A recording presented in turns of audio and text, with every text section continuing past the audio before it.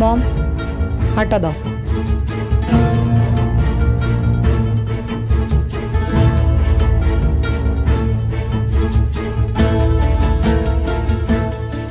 এটা যার গয়না তাকেই পড়াবো। এটা তোর নায়রা, অন্য কাউকে দিস না।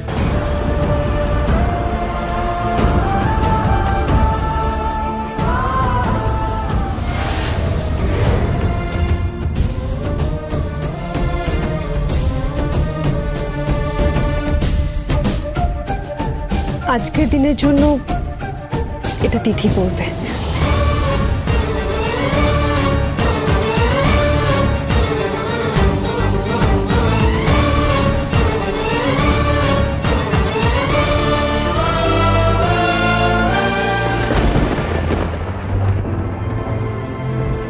এই নাও,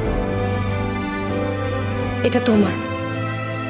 আজকের দিন এটা তুমি পড়ো, না হলে তোমার মা হয়তো ভাববেন যে তোমার শ্বশুর বাড়ির লোকে সোনা দেওয়ার ক্ষমতা নেই।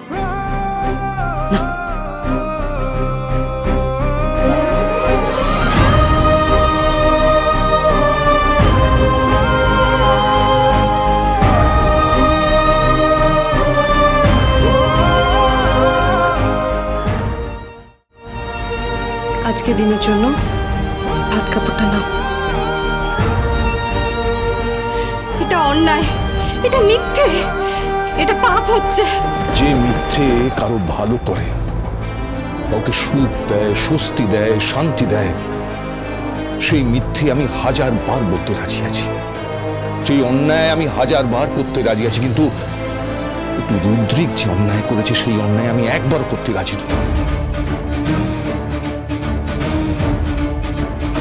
যে রাস্তার একটা মানুষকে গাড়ি দিয়ে পিছে চলে গেছে, সেই অন্যায় করতে আমি রাজি নই।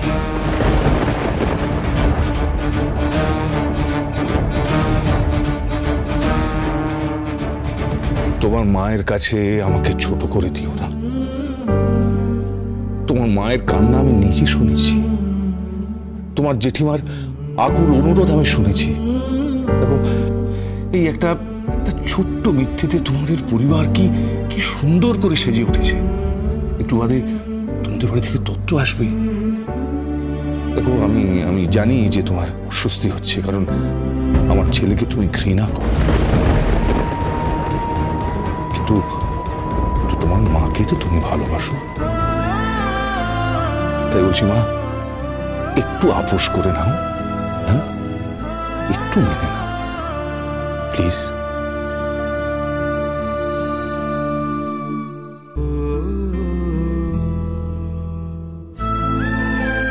Dad, dad, dad!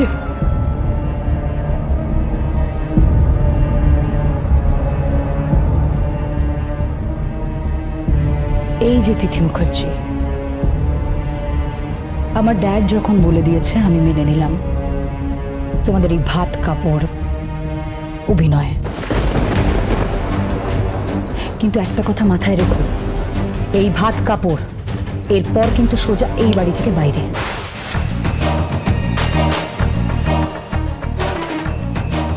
আর নায়রা, হ্যাঁ, যত তাড়াতাড়ি সম্ভব তোরা রুদ্রিকের বিয়ের ব্যবস্থা করবো।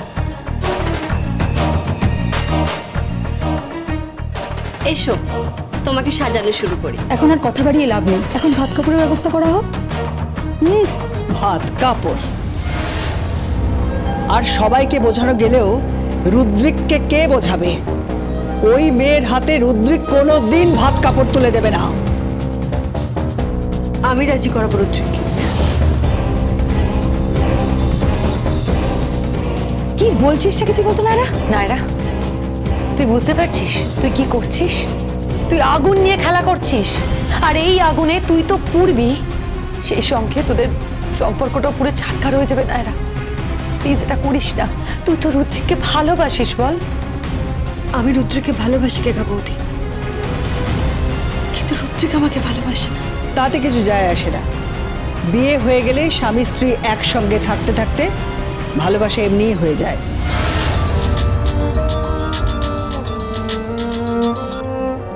হ্যালো, হ্যাঁ আপনারা রওনা দিয়ে দিয়েছেন তো? হ্যাঁ হ্যাঁ, সাবধানে আসুন। না না, আতিথেয়তার কোনো ত্রুটি থাকবে না। তিথির মা খুনাক্ষরও জানতে পারবে না যে বরণ থেকে ভাত কাপড় সবটাই অভিনয়। আমি জানি ডাক্তার 72 ঘন্টা সময় দিয়েছেন, আমাদের হাতেও 72 ঘন্টা সময় আছে। তার মধ্যে ভাত কাপড়টা সারতে হবে। আসলে একটাই আফসোস রয়ে যাবে যে উনি জামাইয়ের মুখটা দেখতে পাবেন না।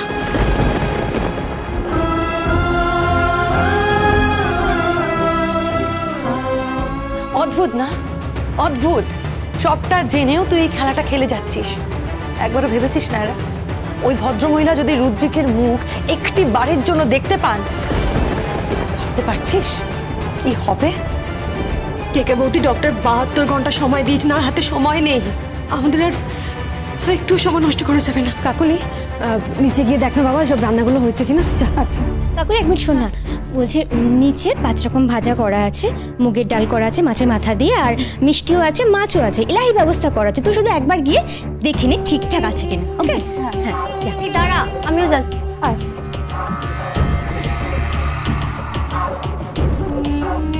এই মেয়েটার জন্য খরচা করতে হবে?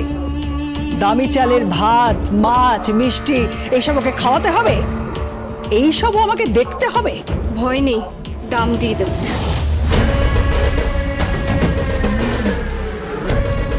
তিথি, তোমার এত বড় স্পর্ধা? স্পর্ধা নয়, আত্মসম্মান। আমার মা বলেন, যা তোমার নয় তা হাত পেতে নেবে না। তাহলে যে রুদ্রিককে হাত পেতে নিচ্ছ? হাত পেতে রুদ্রিক ব্যানার্জিকে নেব না, হাত নোংরা হয়ে যাবে, ময়লা হয়ে যাবে।